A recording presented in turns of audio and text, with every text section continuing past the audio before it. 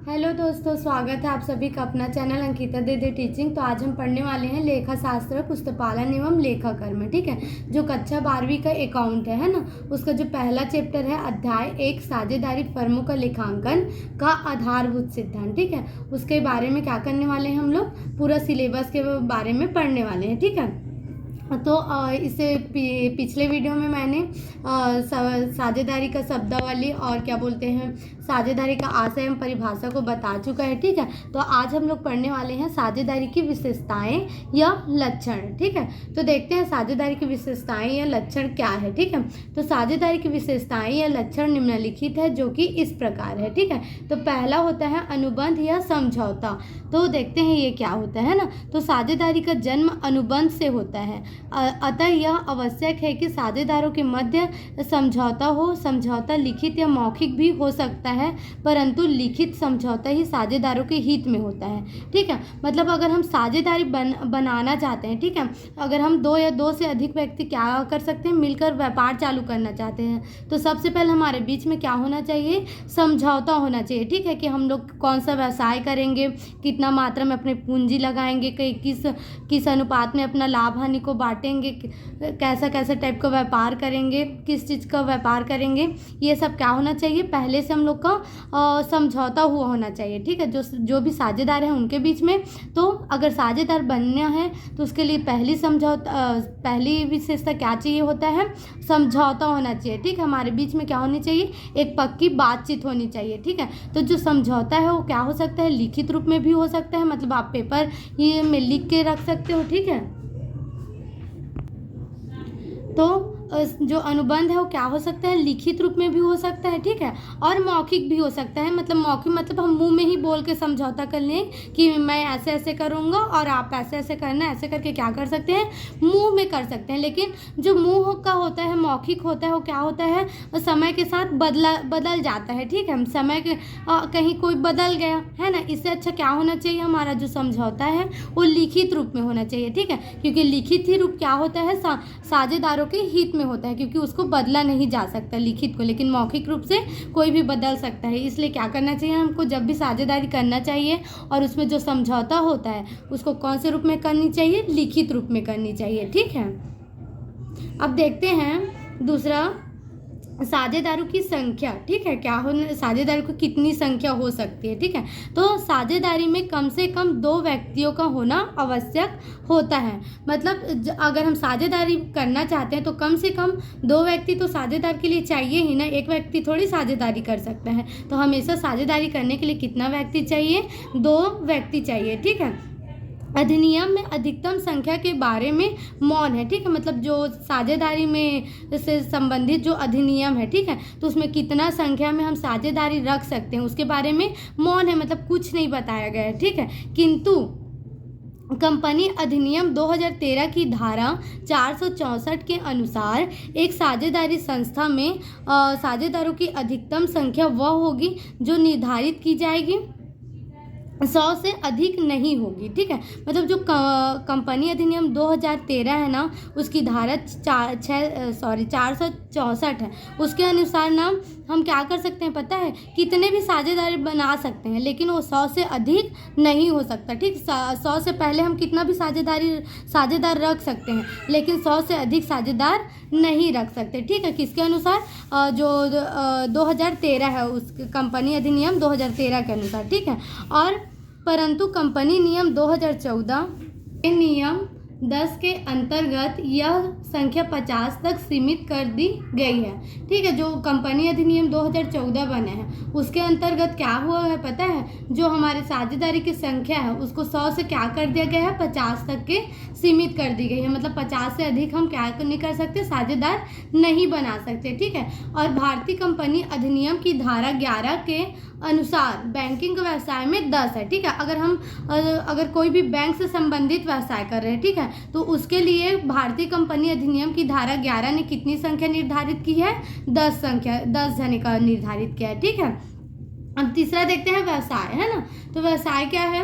साझेदारी के लिए किसी न किसी वैध व्यवसाय का होना आवश्यक होता है। जब तक किसी व्यापार का उद्देश्य वैधानिक नहीं होगा तब तक साझेदारी नहीं हो सकता, ठीक है। मतलब ना आप साझेदार तभी बन सकते हो जब आपके बीच मतलब आप कोई ऐसा व्यवसाय कर रहे हो, क्या है वो वैध है, ठीक है। उसके लिए हमको सरकार के द्वारा उस व्यापार को करने के लिए क्या प्राप्त है? अनुमति प्राप्त है, ठीक है।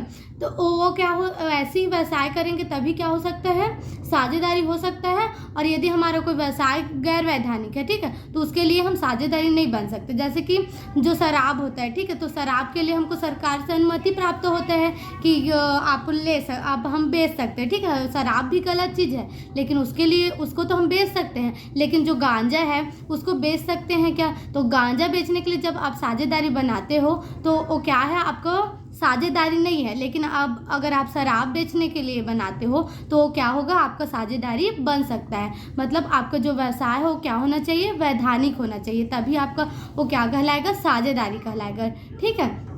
अब देखते हैं लाभ विभाजन, ठीक है। तो लाभ विभाजन क्या होता है? साझेदारी का उद्देश्य लाभ कमाना एवं आपस में वितरित करना होना चाहिए, ठीक है। तो साझेदारी का उद्देश्य क्या होना चाहिए पता है? लाभ कमाना होना चाहिए, ठीक है। एवं लाभ कमाए तो उसका आपस में क्या होना चाहिए? वितरण होना चाहिए, बंटवारा होना चाहिए, ठीक है। वितरित मतलब क्या होता है? बंटवारा करना होता है, ठीक है। तो जो साझेदारी का हम लोग बनाए हैं उसका उद्देश्य हमेशा क्या होना चाहिए? लाभ कमाना होना चाहिए। और जो भी हमको लाभ प्राप्त होता है उसको क्या करना चाहिए? साझेदारों के बीच में बांटना चाहिए, ठीक है। यदि कोई कार्य परोपकार की दृष्टि से किया जाए तो यह साझेदारी नहीं मानी जाएगी। लाभों को बांटना साझेदारी का अनिवार्य अंग है। मतलब मान ले जाओ हम लोग किसी चीज़ को दो व्यक्ति मिलकर कर रहे हैं, ठीक है। अब उसका उद्देश्य हमारे ये नहीं है कि हम उसके बदले में कुछ हम प्राप्त करें, तब तक वो व्यवसाय नहीं कहलाएगा, ठीक है।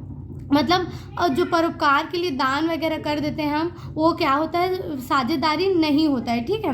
और क्या बोलते हैं, मतलब लाभ बांटना ना साझेदारी के लिए क्या होता है? अनिवार्य होता है। अगर हम लाभ बांट रहे हैं तभी वो क्या कहलाएगा? साझेदारी कहलाएगा। और यदि हम किसी कार्य को परोपकार की भावना से कर रहे हैं तो वो हमारी साझेदारी नहीं कहलाएगा, ठीक है। अब देखते हैं प्रत्येक साझेदार का एजेंट होना, ठीक है। तो प्रत्येक साझेदार अपने कार्य से फर्म को बद्ध कर सकता है, ठीक है। मतलब जो भी साझेदार कार्य करता है उसके द्वारा क्या हो सकता है? जो हमारा फर्म है, मतलब जो कंपनी हो, क्या हो सकता है? प्रभावित हो सकता है, ठीक है। साझेदार द्वारा किया गया प्रत्येक कार्य फर्म द्वारा किया गया कार्य माना जाता है, ठीक है। इस तरह साझेदारी फर्म में प्रत्येक साझेदार फर्म का एजेंट होता है। मतलब ना आप फर्म में कितने भी साझेदार हैं, ठीक है, उनके द्वारा कुछ भी कार्य किया जा रहा है तो वो साझेदारी का नाम नहीं होगा कि इनके द्वारा काम किया जा रहा है करके, ठीक है। वो क्या होता है? मतलब कोई भी साझेदार सही काम करे चाहे गलत काम करे, उसमें साझेदार का नाम बदनाम नहीं होगा, बल्कि आपका किसका नाम बदनाम होगा या किसका नाम अच्छा होगा? जो आपका फर्म का नाम है उसका होगा, ठीक है। मतलब मतलब किसी भी प्रकार का साझेदार द्वारा कार्य करना ना उसके द्वारा कार्य करना नहीं माना जाता, बल्कि उनके फर्म का नाम होता है कि ये फर्म के द्वारा ये कार्य किया गया है, ऐसे करके, ठीक है। तो इसी को क्या बोलते हैं? प्रत्येक साझेदार जो फर्म का क्या होता है? एजेंट होता है, ठीक है। अब देखते हैं असीमित दायित्व, ठीक है। असीमित दायित्व क्या होता है? असीमित मतलब वही जिसकी कोई सीमा नहीं है, और दायित्व मतलब हमारी जिम्मेदारी, ठीक है। मतलब हमारी फर्म में जिम्मेदारी इतनी होती है जिसकी कोई सीमा नहीं है। लेकिन अभी देखते हैं यहाँ क्या बोल रहे हैं, ठीक है। तो फर्म के ऋण चुकाने के लिए प्रत्येक साझेदार का दायित्व असीमित होता है, ठीक है। मतलब ना अगर हम फर्म के लिए हम क्या लिए? ऋण लिए। ऋण मतलब क्या होता है? उधारी लिए, ठीक है। तो उधारी को चुकाने के लिए प्रत्येक साझेदार का दायित्व क्या होता है? असीमित होता है। मतलब जिसकी कोई सीमा नहीं है ना। यह दायित्व संयुक्त या पृथक दोनों प्रकार का हो सकता है, ठीक है। मतलब असीमित दायित्व क्या होता है पता है? अगर हमारा फर्म के द्वारा फर्म के लिए ऋण लिया गया है, ठीक, उधारी लिया गया है फर्म को चलाने के लिए। अब क्या हो रहा है, हम फर्म द्वारा जो ऋण लिया गया है उसको हम चुका नहीं पा रहे हैं। अपने फर्म को अगर हम बेच भी दे रहे हैं तो हमको इतना पैसा प्राप्त नहीं हो रहा है कि हम क्या कर सके, पूरे कर्ज को चुका सके, ठीक है। तो उस वक्त क्या होता है पता है, जो साझेदार होंगे ना वो क्या करते हैं, अपने घर से पैसा लगाकर अपनी संपत्ति को बेचकर क्या करेंगे, फर्म का ऋण को चुकाना पड़ेगा उनको, ठीक है। तो उसी को क्या बोलते हैं, असीमित दायित्व बोलते हैं। मतलब जब फर्म के द्वारा ऋण को नहीं चुकाया जा रहा है तो आप अपनी निजी संपत्ति का प्रयोग करके, उपयोग करके आप ऋण को चुकाइए करके, ठीक है। तो उसी को क्या बोला जाता है, असीमित दायित्व बोला जाता है, ठीक है। अब देखते हैं व्यापार का संचालन, ठीक है। फर्म का व्यवसाय सभी साझेदारों द्वारा या उनकी ओर से कितने ही सदस्यों द्वारा संचालित किया जा सकता है, ठीक है। मतलब व्यापार का संचालन ना यदि कोई एक साझेदार करना चाह रहा है, मतलब साझेदार बहुत है लेकिन क्या हो रहा है, बाकी साझेदारों के पास इतना समय नहीं है कि वो आकर अपने सहभागिता प्रदान कर सके व्यवसाय में, कि पूरा व्यवसाय का संचालन हो सके। तो क्या कर सकते हैं, साझेदारों के बीच में समझौता हो सकता है कि हम अपना क्या करेंगे, ज्ञान देंगे या पूंजी लगाएंगे, आप इसमें मतलब जो साझेदार फ्री है उनको बोलेंगे कि आप संचालन करो, पूरे व्यापार को आप चलाइए, हम क्या कर सकते हैं इसमें पूंजी और परामर्श दे सकते हैं। तो ऐसा भी क्या हो सकता है, व्यापार का संचालन हो सकता है। मतलब कोई एक साझेदार भी पूरा व्यवसाय को चला सकता है या सभी साझेदार के द्वारा भी मिलकर क्या हो सकता है, व्यवसाय को चलाया जा सकता है, ठीक है। और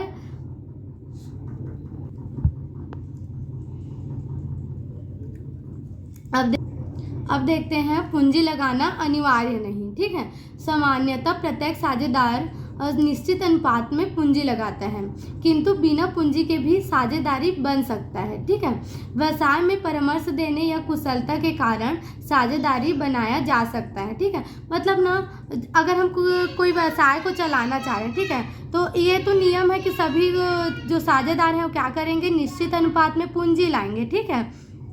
लेकिन यदि कोई साझेदार ऐसा है जिसके पास पूंजी नहीं है, वो भी क्या हो सकता है, साझेदार बन सकता है। क्यों बन सकता है, यदि उसके पास कुछ कुशलता है व्यवसाय से संबंधित, या उसके पास परामर्श देने वाला अच्छा सा ज्ञान है जो आपके व्यवसाय को आगे चला सकता है, तो वो क्या कर सकता है, अपने ज्ञान और कुशलता के आधार में भी वो क्या हो सकता है, साझेदारी बन सकता है। जरूरी नहीं है उसके पास पूंजी ही होना, ठीक है। तो इसी को बोला गया है कि साझेदारी बनने के लिए पूंजी लगाना क्या नहीं है, अनिवार्य नहीं है। हम अपने ज्ञान और कुशलता के साथ भी साझेदारी बन सकते हैं, ठीक है। अब देखते हैं सदस्यता की पात्रता, ठीक है। क्या देखेंगे, सदस्यता की पात्रता। केवल व्यक्ति ही साझेदारी बन सकते हैं, कोई संस्था, संघ या व्यक्तियों का समुदाय साझेदारी नहीं बन सकते, ठीक है। मतलब ना कोई व्यक्ति ही बस क्या हो सकता है, साझेदार बन सकता है। जैसे कि कोई संस्था है, समूह है, ठीक है, बहुत जने व्यक्तियों का समूह है, वो क्या नहीं हो सकता, साझेदारी नहीं बन सकते। केवल क्या, जो अकेले व्यक्ति हैं ना, जैसे कि राहुल, मीना, टीना, जो भी हैं वो ही साझेदार बन सकते हैं, ठीक है। अब कोई अलग से संस्था चल रहा है, वो आके आपका साझेदार नहीं बन सकता, ठीक है। अब फर्म का नाम, ठीक है। जो व्यक्ति साझेदारी में शामिल होते हैं साझेदार कहलाते हैं, ठीक है। मतलब जो भी व्यक्ति साझेदारी में शामिल होते हैं, ठीक है, व्यवसाय करने के लिए जो व्यक्ति आपस में मिले होते हैं वो क्या होते हैं, साझेदार कहलाते हैं। और संयुक्त रूप से फर्म कहलाते हैं। मतलब अब एक एक व्यक्ति का नाम तो नहीं ले सकते कि ये व्यक्ति का फर्म है, वो व्यक्ति का फर्म है करके, है ना। तो इसके लिए इसलिए उनको जो समूह होता है, साझेदारों का जो समूह है, उनको एक विशेष नाम दिया जाता है, ठीक है। और वह क्या होता है, फर्म का नाम होता है, ठीक है। तो मतलब उनके समूह को क्या कहते हैं, फर्म कहते हैं, ठीक है। जिस नाम से फर्म का व्यवसाय चलाया जाता है उसे फर्म का नाम कहते हैं। मतलब वो जो भी दुकान है, ठीक है, जो भी व्यवसाय को लोग चला रहे हैं उसका क्या करते हैं, एक निश्चित नामकरण करते हैं और फिर उसी नाम से क्या करते हैं, फर्म को चलाते हैं, ठीक है। तो ये सभी क्या था, आपका साझेदारी की विशेषताएं या लक्षण था, ठीक है। अब नेक्स्ट वीडियो में आगे का सिलेबस करेंगे, ठीक है। अगर वीडियो पसंद आए तो लाइक और सब्सक्राइब कर दीजिएगा। Thank you.